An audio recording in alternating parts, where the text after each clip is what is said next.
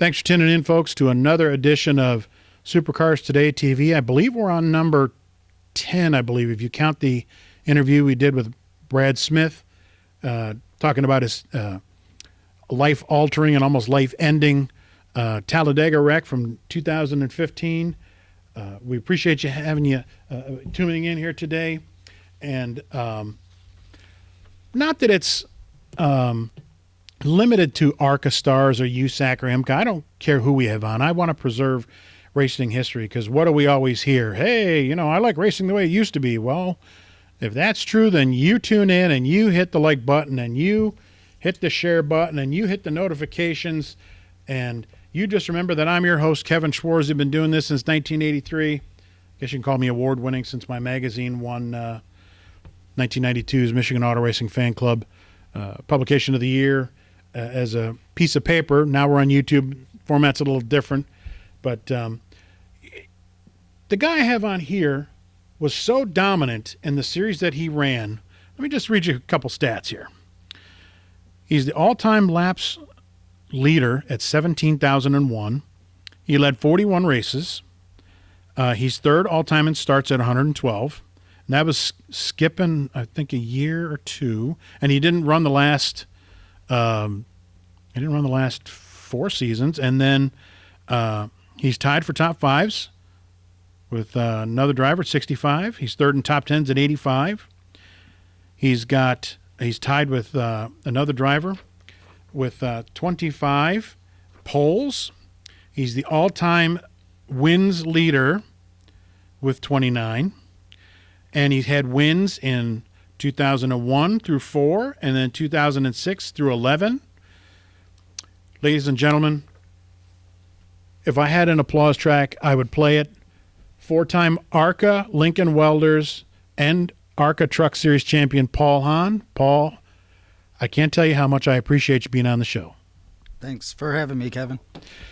So you've seen, the show, and you know how the format is. We go over certain aspects of your career, but a big part of your career was your dad, Rick.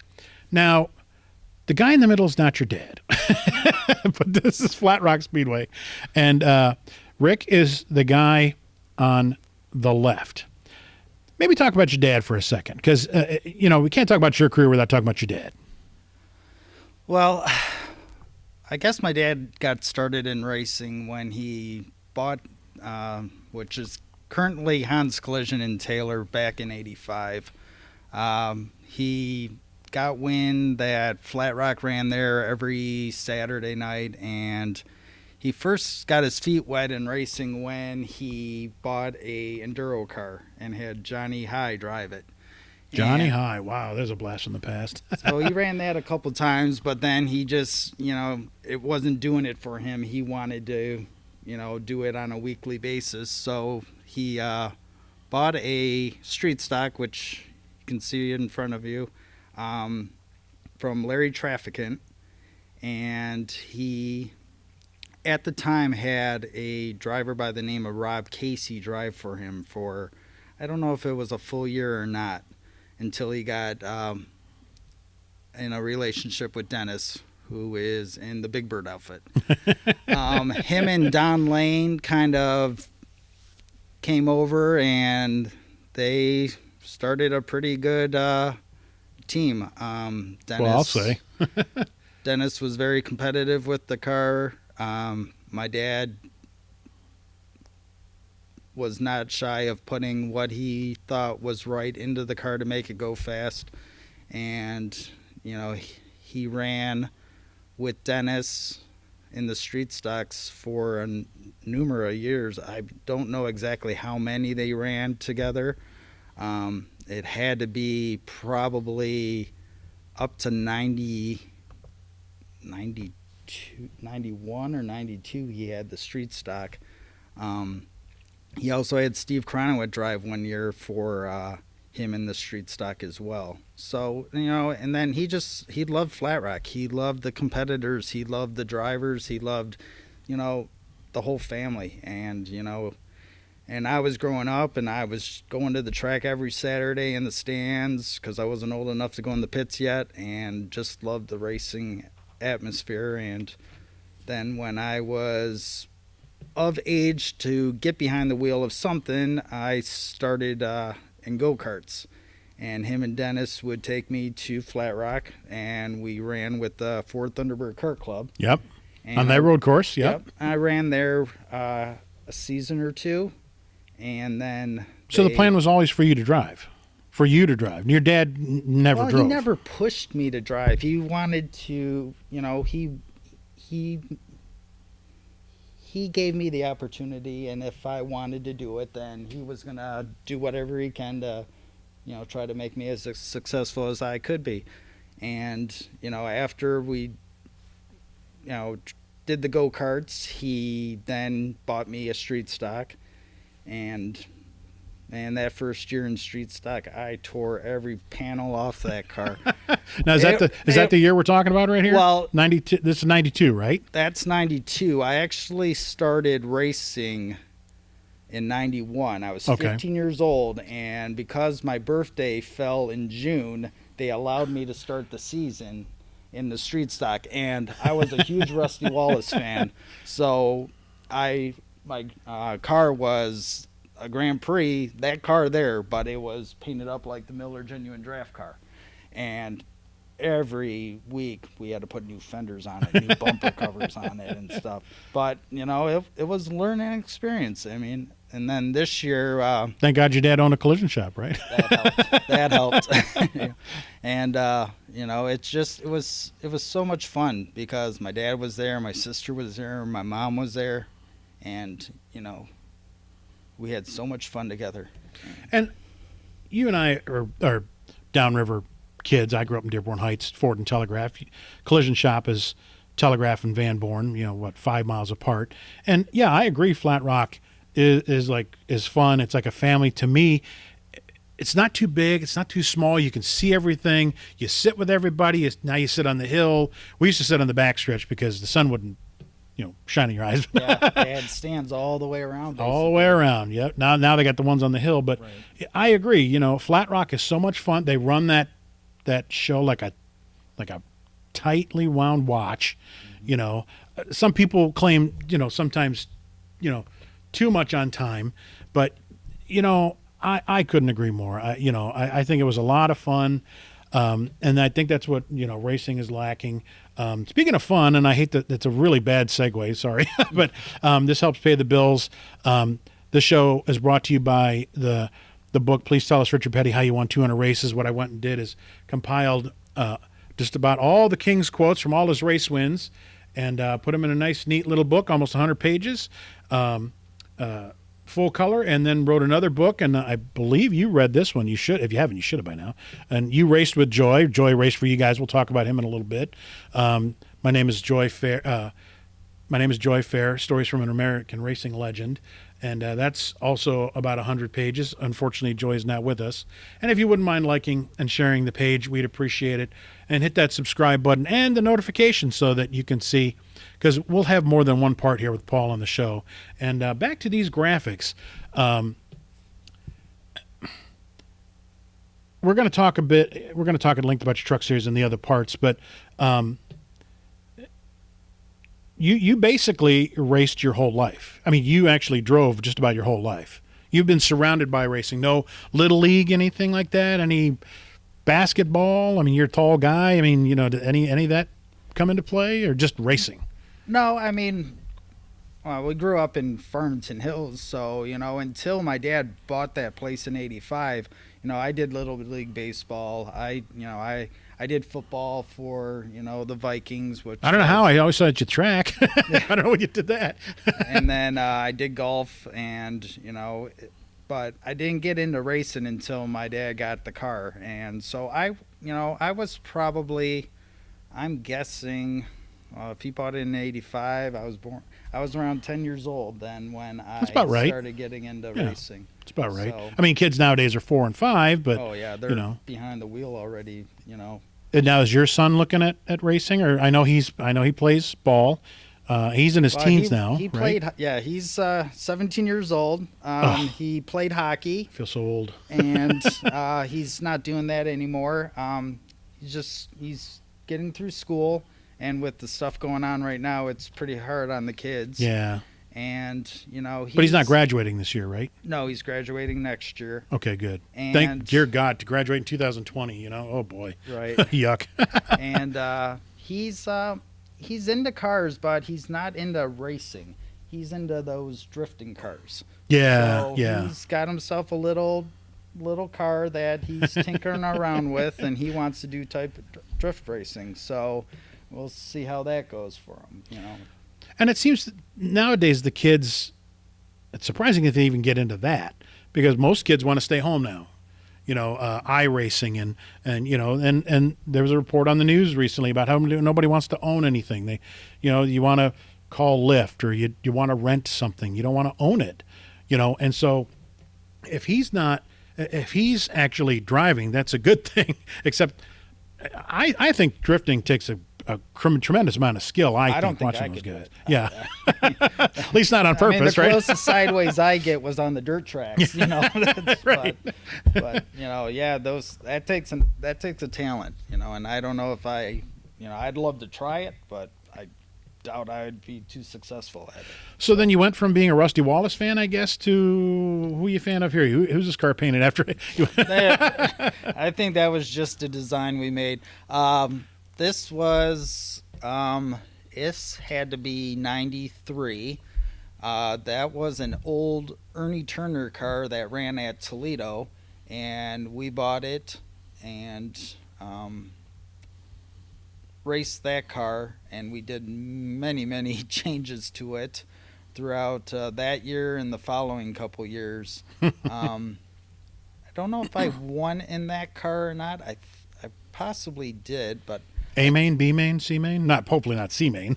I can't imagine your dad being satisfied with C main. I was in A main with this car, and I was in the A main with the 25 car quite a bit. Okay, that's a tough class. And A main is very tough. I never won a championship in street stocks. It was tough. Street stocks were tough. The little 8-inch treaded tires, and it was hard to get up on the outside and do any type of passing, Which you were famous for in the truck series. Yes, I learned the outside with the trucks. And if you're going to learn it anywhere, you're going to learn it at Flat Rock too. That's if you're not, Flat Rock had the spinner spin E rule. I'm not exactly sure what they got now, but if you're not passing on the inside, you better get it handling on the outside. Yeah, it was definitely a tough place to pass, and when they inverted you and everything else, fast guys were never starting up front. They're always starting mid-pack, and to get to the front, you needed to either push your way to the front or get to the outside, and hopefully you had a good enough car set up to make your moves. Speaking of that truck series, we also wrote a book.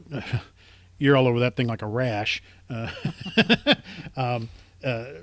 This is the statistical, informational, and photographic history of the ARCA Truck Series. I don't like to say exhaustive because you can't think of everything, but it's pretty close. And you've got your copy, I assume. You've thumbed through it. Mm-hmm. Maybe give your assessment of it. We'll have our own Paul Hahn doing a commercial for it. How do we do putting that together? Going back through all the stats and stuff, I was just looking at some of the results and stuff, and you have a couple of them over here. I couldn't remember all the races and where we ran and the finishes and all the different drivers that ran in the truck series. It's pretty unique how at one time we had over 24 trucks at Toledo for one race, and that was it was another ARCA series that you just felt like you were part of a family when you went there and raced every weekend. And the truck series was, one of the best times of my life, with just the family atmosphere, going to the different tracks. And then after the races, everyone would just sit out near their campers and, have some drinks and cook on the grill and stuff like that. And even the officials would come over, and, it just, we could be enemies yelling at one another during the races, but afterwards, everyone was friends. Well, and I especially liked it when you guys showed up because you guys came in your really nice bus. So I liked showing up in there and eating a sandwich or some chips or something, or hey, what do you want? But This is also a book we did, the 1992 ARCA Super Car series. Basically, it was it's like a wrap up of the season. It's an 8.5 by 11 book, spiral bound, so it lays open flat, just like the ARCA Truck Series book. Because you lose that little bit of, information on in the binding.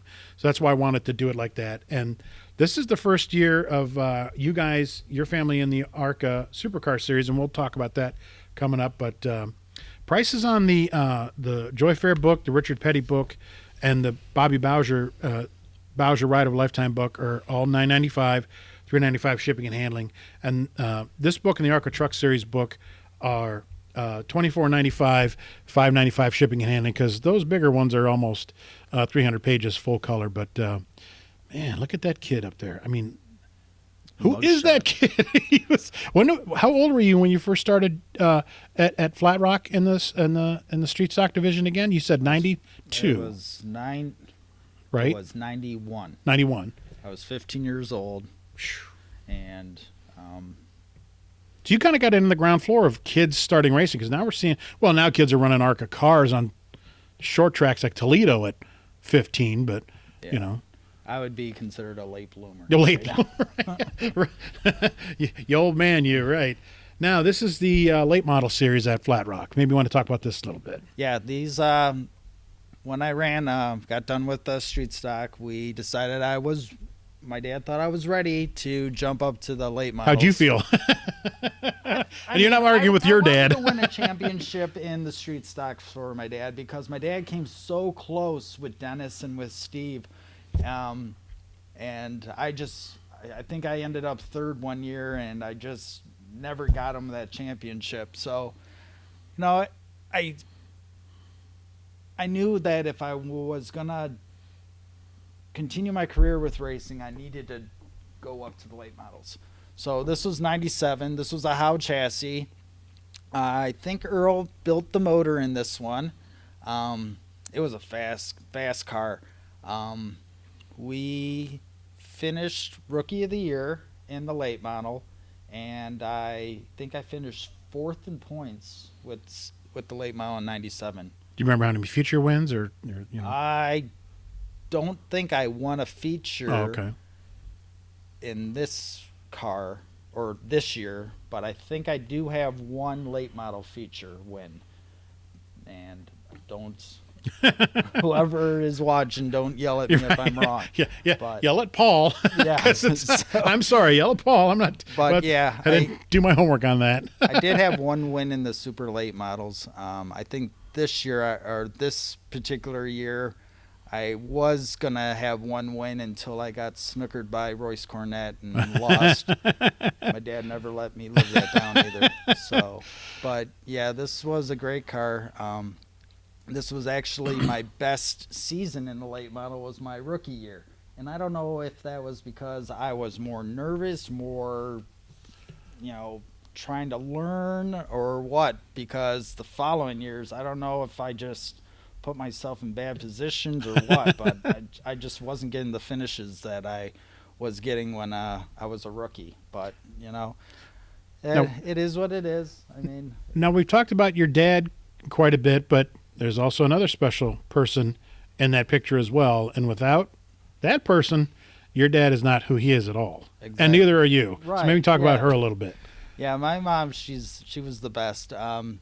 Every Saturday when I was racing, she would lug around, nothing like that camera. It was these cameras that were this darn big. As big as a cooler nowadays. She videoed every one of my races. Wow. And don't let me tell her, but I don't know where all of them are. Uh-oh. But I know where some of them are. But she thought that was the best, taking the videos and then going back and sitting with me and watching them, and then we would just say, hey, I should have done this or I should have done that. And it was great learning experience too, to just go back and watch how the race unfolded and what you did and what you did wrong and what you should have done. And so your mom was almost your driver coach in a way. Basically, yeah. I mean, instead of now the kids, they run on the computer, and now I don't do computer racing. I don't know if you do or your son does, but I mean, I assume you can rewind them and look and see what you did, but Oh. back then you could. Yeah, I'm sure she followed every lap of Big you. old VHS that's stuck in the VHS player, and you could just go forward, backwards. You could watch it. Okay, all you aspiring drivers coming on up, you better have your parents video your stuff. Yeah, it And- helps, and it's good to go back on and watch. Especially when you're this age now, here in the yeah. 2020s. The last of our commercials, as we lead out of part one, is Bowser Ride of a Lifetime. Bobby and I wrote the book about he and his dad, Jack. A book that nobody ever thought would get written because everybody's pretty well aware of how the Bowsers felt about the media, but it happened. It's almost 120 pages, full color. Bobby does all the telling, just like the Joy Fair book, and we think you'll enjoy it. And write us here in the comments on the YouTube section or HIE Publishing. You can send us an email there at hiepublishing@gmail.com if you'd like a copy of the book. I'm your host, Kevin Schwarzy, award-winning whoopee. Not like all of Paul's awards, but that's the guy we have on here in part one. And just wondering, will you stick around for more segments here? What do you think? Sure. Cool. We're going to lead out of part one here. And if you wouldn't mind liking and subscribing to this page, we'd appreciate it. Thanks for tuning in, folks. And tune back in for, I think we'll go to 3 segments here to give you something to look at. Chomp at the bit. Thanks, folks.